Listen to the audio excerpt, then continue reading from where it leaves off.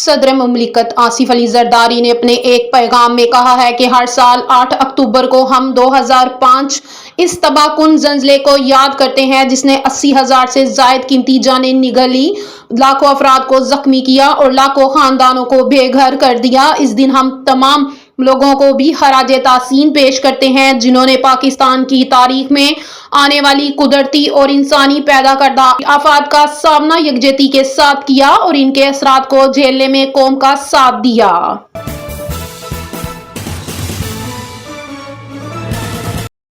راولپنڈی میں deputy director local government نے اہم حکم نامہ جاری کرتے ہوئے کچہری کی حدود میں ہونے والے نکاح کا اندراج کرنے پر پابندی عائد کر دی۔ اس حوالے سے تمام سیکرٹری، یونین کونسل اور نکاح رجسٹرار کو ہدایت جاری کر دی ہے کہ کچہری راولپنڈی میں کوئی نکاح نامہ درج نہ کیا جائے۔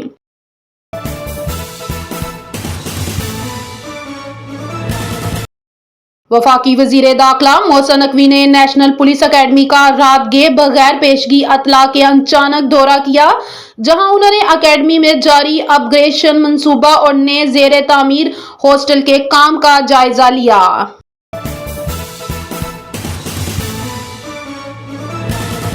پاکستان زندہ باد کہنے سے بھارتی سلامتی کو کوئی خطرہ درپیش نہیں آتا۔ الہ آباد ہائی کورٹ نے غداری کے مقدمے میں فیصلہ سنا دیا۔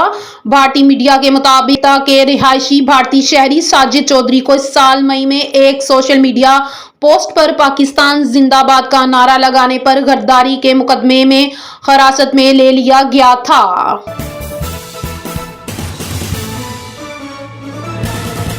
امریکی صدر ڈونلڈ ٹرمپ نے کہا ہے کہ اسرائیل اور حماس کے درمیان غزہ جنگ بندی معاہدے کے لیے ایک حقیقی موقع موجود ہے اور مشرق وسطی میں امن کی بحالی کی کوشش فیصلہ کن موڑ پر پہنچ چکی ہے۔